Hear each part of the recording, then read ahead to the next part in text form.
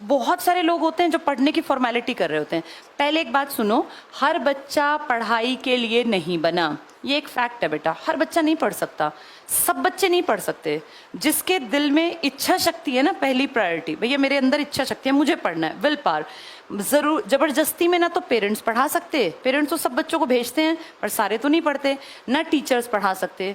ये मानो अगर तुम पढ़ सकते हो ना तो तुम बहुत ज़्यादा ब्लेस्ड हो, क्योंकि हर बच्चा पढ़ाई नहीं कर सकता।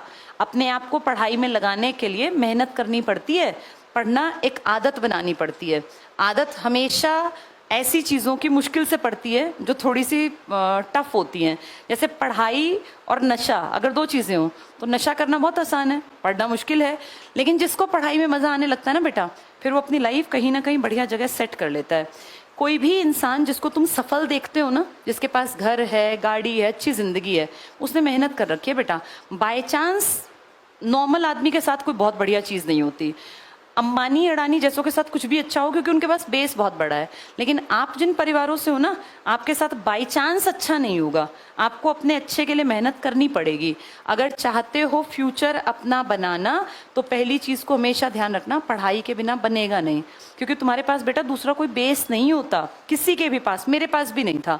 आज मैं जो तुम्हारे सामने खड़ी होकर बोल पा रही हूँ, ये काम कर पा रही हूँ, कारण मैं लकी रही, बहुत लकी रही। मैं बड़ी ब्लेस्ड हूँ, मुझे बहुत अच्छे टीचर मिले। मेरे टीचर्स ने मुझे समय रहते बता दिया था कि तुम्हारे लिए क्या करना बेहतर है। जैसे आजकल टीचर्स उतना इंटरेस्ट नहीं लेते बच्चों में, उनकी लाइफ में, लेकिन जब हम पढ़ते थे तो टीचर्स ना घर तक की बातें जानते होते थे। तो जब मैंने 12th की, बहुत अच्छे मार्क्स आए उस ज़माने में, 82% बड़ी बात थी। मैंने सन 2000 में 12वीं की थी, 24 साल पहले। तो मेरे एक टीचर ने मुझे कहा कि भाई क्या करोगे बेटा।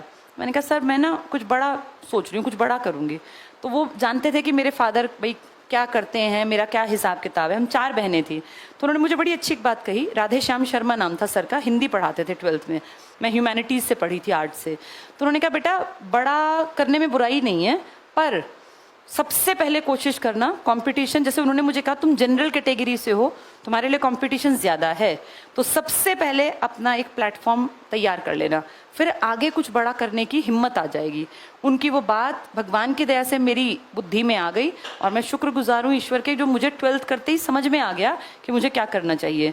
इसीलिए मैंने बहुत बड़ा करने की कोशिश पहले नहीं की, पहले सबसे पहले जो सबसे जल्दी चीज़ मिल सकती थी उसके लिए भाग दौड़ की, और वो मुझे नज़र आया कि मैं सबसे कम समय में टीचर बन सकती हूँ।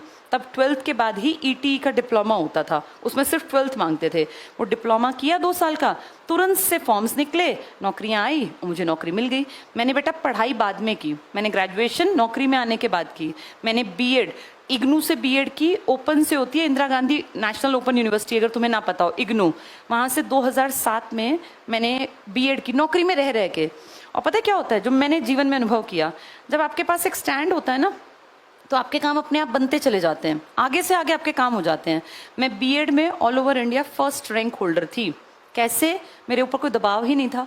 मैं सरकारी नौकरी में सैलरी लेती थी, रोज स्कूल जाती थी, मेरे पास नौकरी थी और मुझे पढ़ाई आगे करनी थी, तो मेरे ऊपर कोई चिंता ही नहीं थी। मैं फ्री होके, बिल्कुल फ्री होके गई, इसीलिए मेरा all over India first rank था। उस टाइम पे मेरे ख्याल 84, 85, 100 में से कुछ नंबर थे, वो उस टाइम तक के हाईएस्ट थे। उसका कारण ये नहीं था कि मैं ब्रिलियंट थी, नहीं नहीं, एवरेज थी बिल्कुल, लेकिन मैं बिल्कुल फ्री थी, मुझे कोई चिंता ही नहीं थी, क्योंकि मेरे पास पहले से सरकारी नौकरी थी। तो बेटा जब तुम एक छोटी जगह पे कहीं अपना स्टैंड बना लेते हो ना, तो तुम दिमागी रूप से फ्री हो जाते हो। और जो दिमागी रूप से फ्री है ना, वो जिस काम में हाथ डालता है ना, उसके सक्सेसफुल होने के चांसेस ज़्यादा होते हैं। जैसे जैसे उम्र बढ़ती है ना, दुनिया का प्रेशर बढ़ता है, घर वालों का, समाज का, लोगों का, ताने बढ़ने लगते हैं। अभी तुम्हें नहीं पता, अब धीरे धीरे तानों की बौछार शुरू होगी, फिर भारी भरकम बारिश होगी। जिसकी उम्र 25 साल है और वो कुछ नहीं करता, वो जैसे ही रोटी खाने बैठता है ना, तुरंत से ताने मिलने शुरू हो जाते हैं। उसको वो रोटी भारी हो जाती है कि मैं कैसे खाऊं या ना खाऊं। हमारा इंडियन स्ट्रक्चर ऐसा है, और मैं ये मानती हूँ ये गलत भी नहीं है, क्योंकि यहाँ कोई डांटेगा नहीं तो बच्चे काम ही नहीं करेंगे। अभी तुम आराम से बैठ के रोटी खाते हो, अभी वो टोका टाकी ज़्यादा शुरू नहीं हुई, लेकिन जैसे जैसे उम्र बढ़ेगी, लड़कियों को वैसा टोका नहीं जाता, लेकिन लड़कियों को फिर पेरेंट्स बेटा कितने दिन बैठाएंगे, शादी कर देंगे। जिस घर में शादी होके जाओगे, तुम्हारे बीच में जो मैरिड है, इनसे पूछो, जो नहीं कमाता उसकी वैल्यू नहीं होती। तुम कितने भी अमीर घर में भेजा जाए तुम्हें, अगर तुम्हारे पास अपनी कोई काबिलियत नहीं है ना, तो तुम्हारी नेटवर्थ 0 ही निकलेगी बेटा। और अपने पैसे कमाए बिना इज्जत नहीं है। लड़कों के पास बेटा कोई ऑप्शन नहीं है, क्योंकि आपको तो ऐसा नहीं है ना कि कहीं शादी करके भेज देंगे और वो कमा के खिला देगा।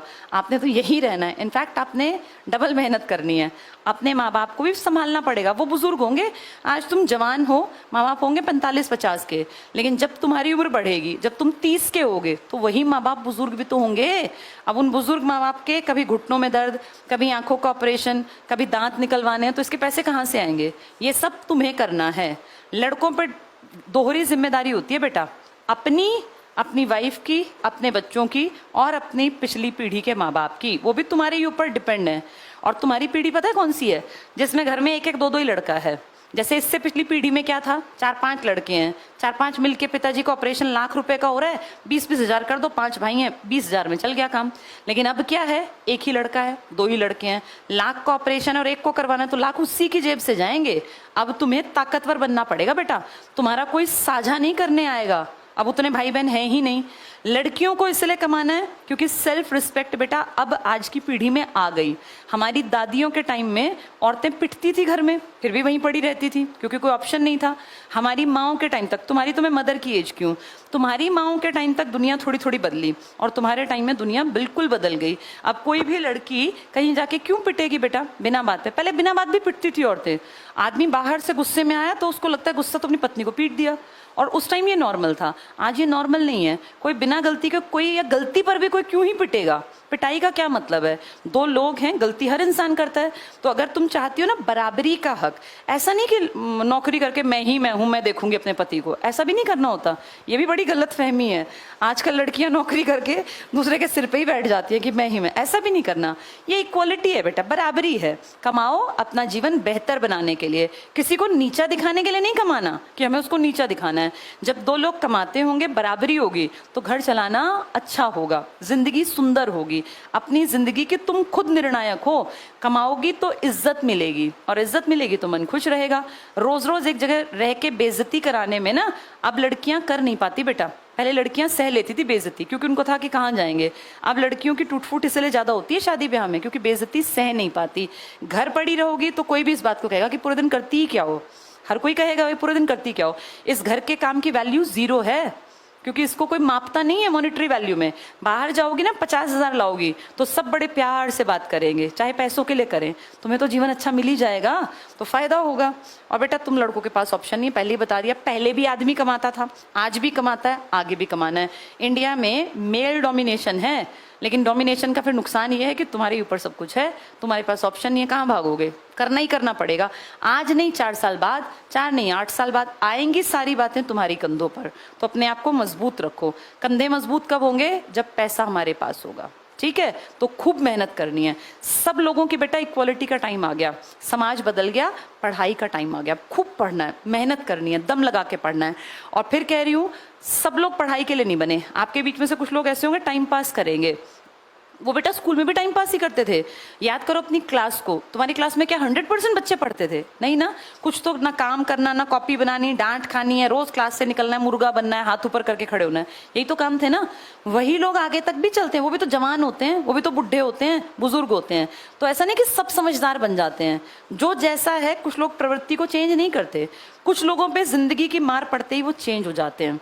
कई लोगों के साथ ऐसा बुरा भी होता है कि यंग एज में पिताजी गुजर गए, अब सारा बचपना शैतानी सब खत्म हो जाती है, तुरंत से मैच्योरिटी अपने आप आ जाती है, क्योंकि दिखता है कि घर का खर्चा चलाना पड़ेगा।